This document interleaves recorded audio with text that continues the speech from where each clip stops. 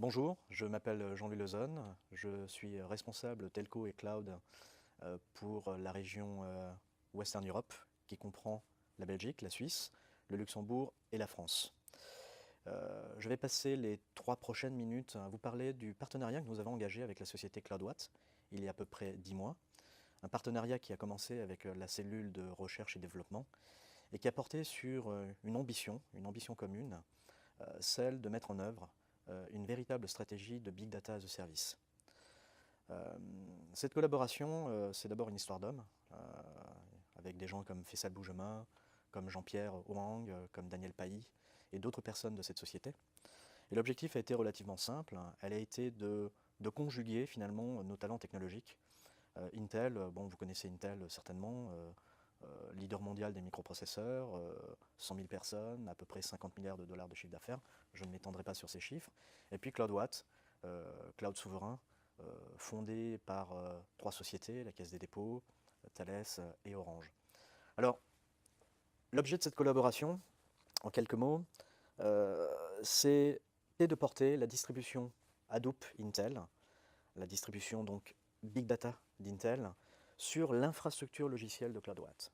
Une infrastructure qui est full OpenStack. Alors il y avait bien évidemment un problème de taille, c'est comment faire tourner une distribution Hadoop sur quelque chose qui utilise des technologies de virtualisation. Et là, il y avait un véritable challenge, un challenge que nous avons affronté de manière commune, tout en conservant plusieurs éléments qui sont clés dans ce qu'on pourrait appeler, ce que les Américains appellent le next big thing pour les 10 prochaines années, à savoir ce fameux big data. Il fallait conserver donc de la sécurité et de la performance. La sécurité, nous avons travaillé sur ces éléments-là avec les équipes techniques de CloudWatt. Et la performance, eh bien, nous avons mis en œuvre un certain nombre d'architectes de solutions, de consultants et de technologies, qui du microprocesseur, qui de la SSD, pour finalement avoir des performances de cet ensemble que j'appellerais IDH on top of OpenStack, ayant des performances équivalentes à ce que l'on peut trouver sur le marché, fonctionnant sur des disques mécaniques, sur des infrastructures non virtualisées. Je terminerai cette brève allocution par dire que la collaboration avec CloudWatt est quelque chose qui va se prolonger, parce que dans le monde du big data, il y a bien évidemment la partie scaling, avec Hadoop, MapReduce, etc. Mais il y a aussi toute la partie analytique, et il y a de nombreuses choses qui sont en train de se passer. On ne peut pas encore en parler aujourd'hui, et nous allons prolonger cette collaboration avec CloudWatt.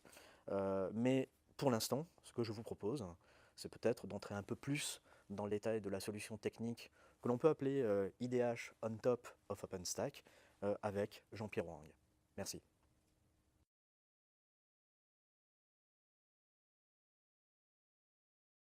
Bonjour, je me présente. Jean-Pierre Wang, je suis ingénieur-chercheur chez CloudWatt sur le sujet du Big Data. Donc, la présentation, le webinaire d'aujourd'hui se déroulera en 2 séances. Le premier, c'est une démonstration et le deuxième, c'est une séance de questions-réponses. Vous pouvez d'ores et déjà commencer à nous poser des questions et notre équipe vous répondra en séance. Le sujet du webinaire de ce jour porte sur Hadoop et sur la problématique de l'utilisabilité de Hadoop dans un contexte de cloud. Donc, la présentation abordera les challenges à relever pour proposer du Hadoop dans le cloud. Donc, le premier d'entre eux, c'est de savoir s'il fait sens d'utiliser des instances Hadoop, sachant que celui-ci est optimisé pour les infrastructures physiques. Ensuite, peut-on appliquer le modèle cloud à Hadoop, c'est-à-dire proposer du self-service, du rapid provisioning et de l'élasticité? Ensuite, si c'est le cas, est-il possible d'optimiser son usage? Et enfin, nous aborderons un exemple d'utilisation dans le cas de CloudWatt. Donc, rentrons dans le vif du sujet et voyons le premier défi qu'on doit relever, c'est-à-dire peut-on virtualiser du Hadoop? Pour répondre à cette question, nous devons surveiller 3 indicateurs de performance. Le premier d'entre eux, c'est le stockage. voir s'il y a un goulot d'étranglement. Le deuxième, c'est le taux d'utilisation de la CPU. Et le troisième, c'est les cycles de CPU perdus en attendant les I/O. Donc ces indicateurs sont importants pour pouvoir identifier les goulots d'étranglement, comme disait précédemment. Les graphes suivants sont le résultat d'un même workload lancé sur 3 architectures différentes. Le premier graphe, montré ci-joint, montre le temps d'exécution de la tâche en environnement physique, en environnement virtualisé avec du SATA et en environnement virtualisé avec du SSD. Le deuxième graphe, c'est la bande passante des I/O. On constate dans ces résultats que la virtualisation, Hadoop en mode virtualisé, s'approche des performances en physique. Donc, les données proviennent de deux plateformes différentes. La première plateforme, c'est une plateforme physique constituée de 3 nœuds serveurs avec un réseau à 40 gigabits seconde, des disques internes de type SAS montés en RAID 1 et de 2 Intel Xeon avec 128 Go de RAM. Pour la partie software, nous avons utilisé la distribution Intel Hadoop et sur du CentOS 6.4. La seconde plateforme utilisée, c'est une plateforme virtuelle, similaire à celui de la partie physique, auquel on a rajouté un cluster Ceph pour la partie stockage. La grande différence, c'est que chaque nœud de serveur héberge un seul et unique VM avec les mêmes caractéristiques que celui de la machine physique, c'est-à-dire 24 CPU et 128 Go de RAM. Notre deuxième challenge concerne maintenant la question de la virtualisation et la cloudification de Hadoop. Pour ce faire, nous devons répondre techniquement à 3 problématiques. La première, c'est de proposer un portail de self-service, de pouvoir provisionner rapidement un cluster Hadoop. Et le troisième point, c'est gérer l'élasticité, c'est-à-dire le scaling, scale-out, et de façon automatisée. Dans cette partie de la démonstration, je vais vous montrer, je vais avoir un challenge, c'est de déployer un cluster Hadoop en moins de 2 minutes. Donc, lançons l'interface graphique et exécutons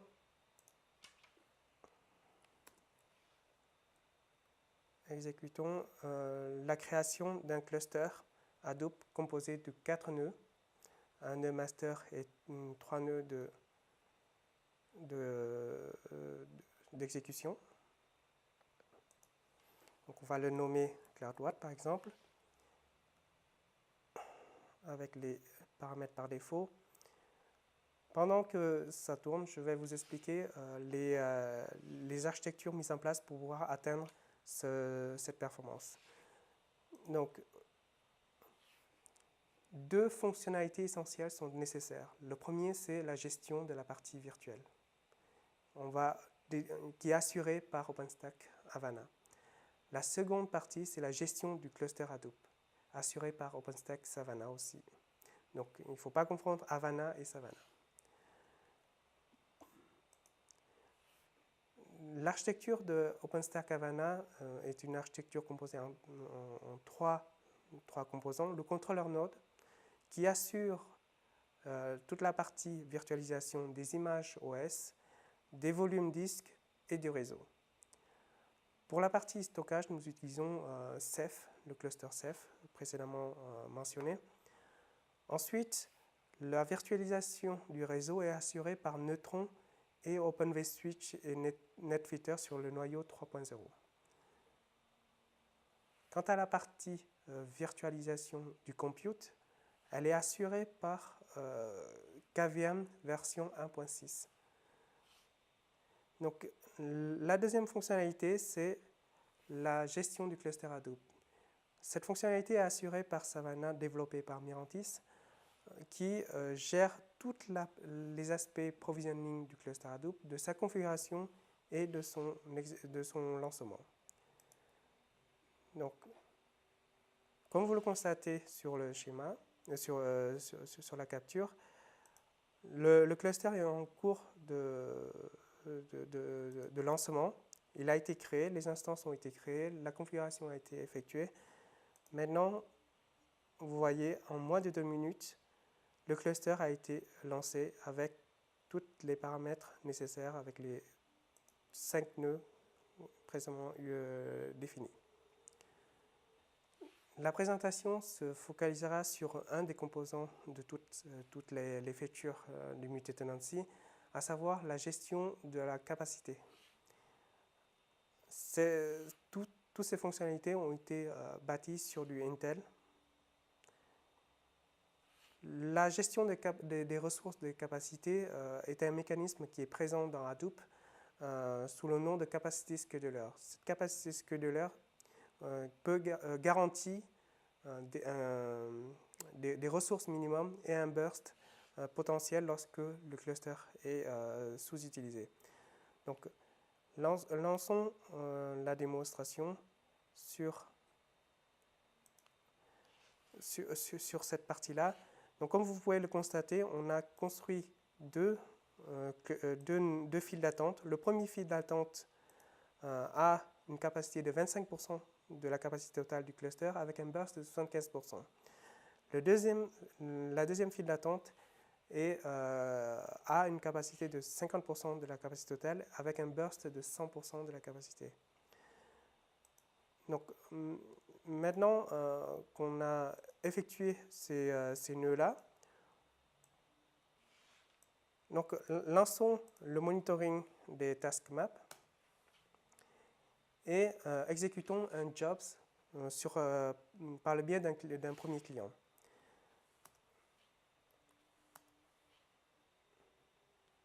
Donc là, le temps d'initialisation de Java et du contexte d'exécution va prendre un certain temps, donc je pense en 5 secondes. Comme vous le constatez sur le graphique, le jobs du client 1 consomme 70% de la capacité, c'est-à-dire 3 sur 4, et de la capacité burst. Maintenant, lançons un second job sur la deuxième file d'attente avec un second client et voyons le comportement du cluster et voir si on a les capacités minimum garanties qui ont été définies. Donc, vous voyez que au moment où le jobs numéro 2 a besoin de la capacité, le cluster rebalance toutes les ressources nécessaires en fonction des quotas minimums. Donc, chacun de ces manipulations que nous avons effectuées nécessite d'avoir une certaine compétence au niveau de Hadoop. L'objectif de la dernière partie de la démo, c'est de pouvoir proposer des outils de visualisation accessibles à tout le monde. Donc pour ce faire, CloudWatt permet une intégration avec des outils tiers pour pouvoir explorer la donnée et visualiser ces données-là.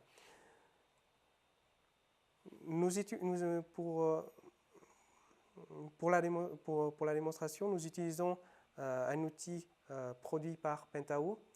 Pentao qui offre 3 outils graphiques. Le premier, c'est développer des applications de type MapReduce de façon graphique. Le deuxième outil, c'est de pouvoir collecter, agréger les données de façon pour l'analyser. Et le troisième, c'est de la visualisation ad hoc pour créer des dashboards à la volée. Donc c'est cette troisième partie que nous avons montrée dans cette démonstration via des données de CloudWatt. Donc je me log à aux dashboards qui ont été créés précédemment. Et je vais pouvoir naviguer au sein de tous ces événements qui ont été remontés par le système et pouvoir gérer, comme par exemple ici, je me focalise sur une des données. Donc, pour pouvoir analyser des données, j'utilise par exemple d'autres axes d'analyse. Je fais un drag and drop sur mon interface et en quasi temps réel, l'outil Pentao va interroger le cluster Hadoop pour générer les bonnes informations. Je peux même supprimer des axes d'analyse, rajouter dans tous les sens pour avoir les informations qui me sont pertinentes. Donc, en conclusion de la présentation, les trois challenges que nous avons posés, le premier, savoir si la virtualisation faisait sens, la réponse de CloudWatt est oui. Pourquoi? Parce que la performance en mode virtualisé s'approche de la partie physique si on utilise les bonnes architectures. Le deuxième challenge, c'est la clarification de Hadoop. Avec les mécanismes proposés par OpenStack, nous pouvons proposer du Hadoop dans le modèle cloud. Le troisième challenge, oui, c'est Hadoop peut être mutualisé. Donc, nous allons continuer ce webinaire par une séance de questions-réponses. Je vous remercie beaucoup.